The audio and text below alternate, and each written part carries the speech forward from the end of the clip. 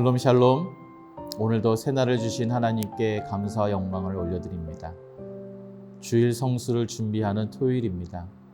오늘 하루도 말씀을 묵상을 통해서 하나님의 뜻을 깨달아 주님이 기뻐하시는 삶을 살아내시는 저와 여러분이 되시기를 기도합니다. 여러분, 우리가 마시던 물컵에 다른 음료, 커피나 주스를 마시려면 물컵에 남아있던 물을 다 비우고 다른 음료를 채워야 제맛이 납니다. 만약에 물을 비우지 않고 다른 음료를 채우면 어떻게 되겠습니까? 맛이 밋밋해져서 본래의 맛을 잃어버리게 될 것입니다. 마찬가지로 우리가 새로운 것을 받기 위해서는 기존에 가지고 있었던 고정관념과 의식들을 비우는 것이 매우 중요합니다.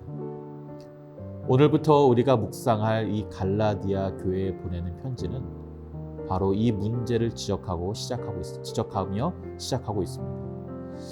과연 여러분, 갈라디아 교회에 어떤 문제가 있었는지, 그리고 이것을 우리 삶에 어떻게 적용할지 다 같이 오늘의 말씀을 봉독하겠습니다. 사람들에게서 난 것도 아니요 사람으로 말미암은 것도 아니요 오직 예수 그리스도와 그를 죽은 자 가운데서 살리신 하나님 아버지로 말미암아 사도 된 바울은 함께 있는 모든 형제와 더불어 갈라디아 여러 교회들에게 우리 하나님 아버지와 주 예수 그리스도로부터 은혜와 평강이 있기를 원하노라.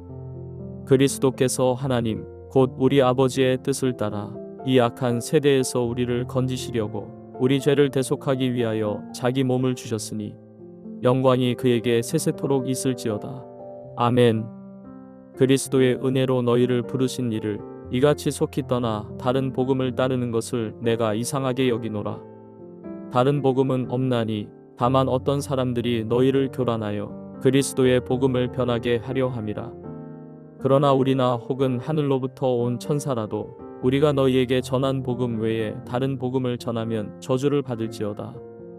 우리가 전에 말하였거니와 내가 지금 다시 말하노니 만일 누구든지 너희가 받은 것 외에 다른 복음을 전하면 저주를 받을지어다. 이제 내가 사람들에게 좋게 하랴, 하나님께 좋게 하랴, 사람들에게 기쁨을 구하랴. 내가 지금까지 사람들의 기쁨을 구하였다면 그리스도의 종이 아니니라. 여러분, 갈라디아서는 여러 가지 별칭이 있습니다. 작은 로마서다, 자유의 대헌장서다, 종교개혁의 선언문이다라는 아주 좋은 별명들이 있습니다. 그 정도로 여러분, 갈라디아서는 우리 기독교의 매우 중요한 교리죠. 이신칭의, 오직 믿음으로 의롭게 된다는 것을 강조하는 서신서입니다. 이 별칭을 통해서 바울이 갈라디아서를 쓴 목적을 우리는 알 수 있습니다. 그것은 바로 갈라디아 교회에 이 이신층의가 흔들리고 있었다는 것을 의미하는 것이죠. 여러분, 갈라디아서는 어느 전도 여행 때 쓰였는지 학자들의 의견이 좀 분분하지만 대체적으로 1차 전도행 때인 바로 주 49년경에 쓰였다는 의견이 많이 받아들여지고 있습니다. 바울은 지금의 이 튀르키예죠, 터키 인근의 이 남부 갈라디아 지역의 도시들에서 복음을 전하고 또 여러 교회들을 세우는데요. 그 교회들을 총칭해서 갈라디아 교회라고 불렸고, 그 교회들에게 보내는 편지가 바로 갈라디아서입니다. 특히 여러분, 바울이 첫 전도 여행 중에 온갖 고난 가운데 정말 목숨을 걸고 세운 교회가 바로 이 갈라디아 교회이기 때문에 이 교회에 대한 이 바울의 애정은 굉장히 남달랐을 것입니다. 근데 그렇게 힘겹게 세운 교회에 문제가 생겼습니다. 6절에 보니까 바울이 깜짝 놀랐다고 표현할 만한 일이 벌어진 것이죠. 바로 유대주의 기독교인들 때문이었습니다. 여러분, 이 유대주의 기독교인들은 바로 유대교에서 기독교로 개종한 사람들로서 예수를 믿지만 아직 율법의 구습을 완전히 버리지 못하고 구원을 받기 위해서는 믿음뿐만 아니라 바로 모세의 율법과 할례, 그리고 절기 등을 지켜야 한다고 바로 가르친 것입니다. 그뿐만 아니라 바울은 예수님과 같이 함께 사역하지 않았기 때문에 이 사도의 자격이 없고 그는 원래 기독교인들을 핍박하던 사람이다라고 이 갈라디아 교회에 험담을 하면서 이 바울의 권위를 떨어뜨림과 동시에 바울의 가르침을 불신하게 만든 것입니다. 여러분, 이제 막 신앙생활을 시작한 초신자와 같은 이 갈라디아 교인들로서는 이 유대주의자들의 말을 무시할 수가 없었던 것이죠. 이로 인해서 갈라디아 교인들은 오직 믿음으로만 의롭게 되어 구원을 얻는 바로 이 기독교의 핵심 복음이자 바울의 가르침에 흔들리기 시작한 겁니다. 이에 분노한 바울은 자신의 사도적 권위는 사람에 의한 것이 아니요 하나님께서 직접 부여한 것이라고 강조하면서 시작하고 있죠. 그리고 다시 다른 편지들과는 다르게 칭찬이나 인사말 등을 간략하게 생략하고요. 바로 본론으로 들어가는데 바로 그 첫 시작이 4절 말씀입니다. 예수 그리스도께서는 하나님 우리 아버지의 뜻을 따라 우리를 이 악한 세대에서 건져주시려고 우리의 죄를 대속하기 위하여 자기의 몸을 바치셨습니다. 이 어조가 굉장히 결연하게 느껴집니다. 여러분, 사실 더 이상의 자세한 설명이 필요 없습니다. 이것이 바로 복음의 진수요, 진액이죠. 예수님은 우리를 죄에서 구원하시기 위해 십자가에서 피 흘려 죽으셨고 우리는 이 사실을 믿기만 하면 보혈의 능력으로 용서를 받아 의롭게 되어 구원에 이르게 되는 것이죠. 여러분, 이것으로 충분합니다. 다른 이론이나 나의 행위나 나의 어떤 열심, 고행 같은 것은 필요가 없습니다. 오직 예수 그리스도 십자가에서 흘리신 보혈이면 충분합니다. 그것을 믿기만 하면 되는 거예요. 그런데 과거에 이 유대교 습관과 바로 율법에 젖어 있었던 이 유대주의 기독교인들에게는 이것으로는 뭔가 어색하고 불편했던 것이죠. 왜냐하면 그들이 평생토록 목숨처럼 지켜왔던 이 율법의 규례와 습관을 버리지 못했고 복음만으로는 부족하다고 여겨서 여기에 율법을 추가하기 시작한 것입니다. 여러분, 이러한 것은요, 그저 조금 잘못 가르치고 뭔가 조금 추가한 정도가 아니라 예수 그리스도 십자가의 희생을 퇴색시키고 복음의 능력을 무력화시키는 아주 중대한 문제였던 것입니다. 이에 대해 바울은 저주라는 단어를 쓰면서까지 이것을 강력하게 경계하고 있습니다.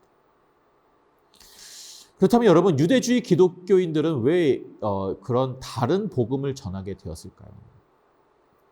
제가 서두에도 말씀드렸지만 여러분, 새로운 것을 받아들이기 위해서는 옛 것을 과감히 버렸어야 했는데 그들은 그러지 못했고 그로 인해서 이것은 물맛도 아니고 커피 맛도 아닌 본질을 잃어버리게 된 것입니다.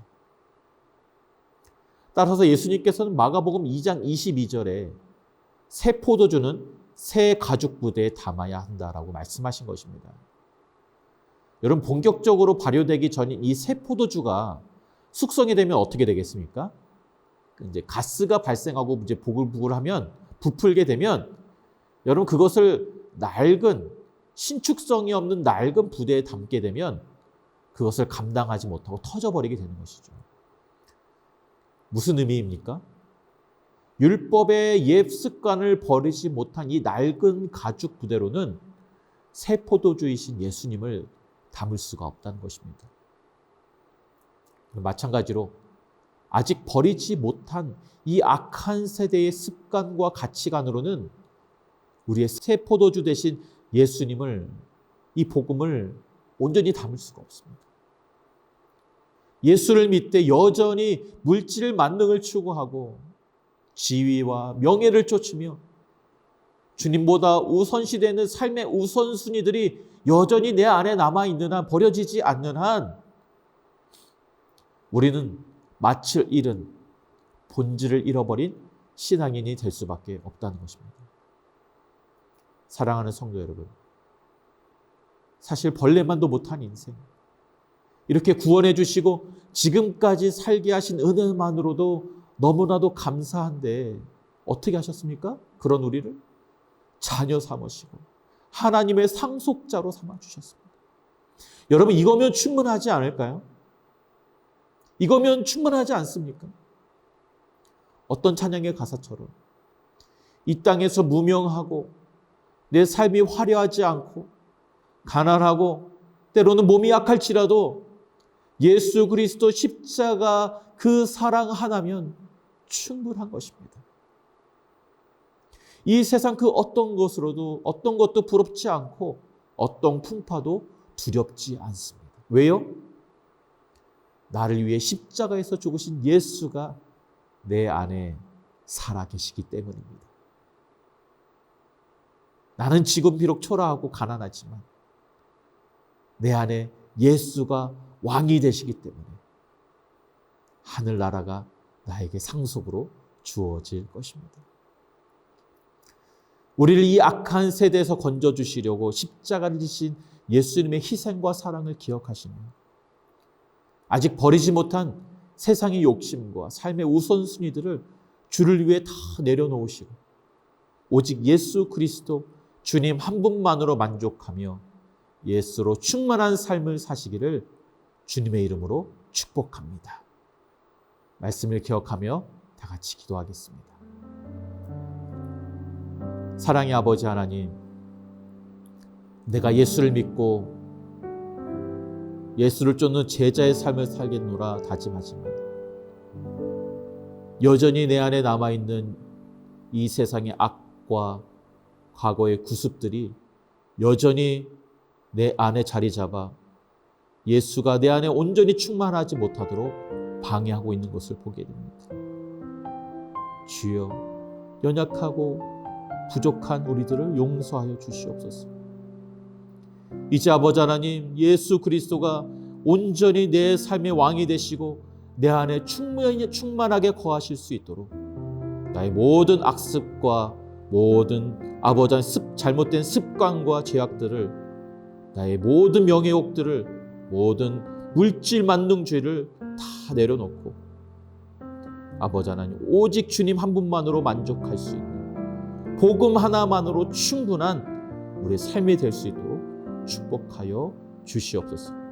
감사드리며 예수님의 이름으로 기도하옵나이다. 아멘.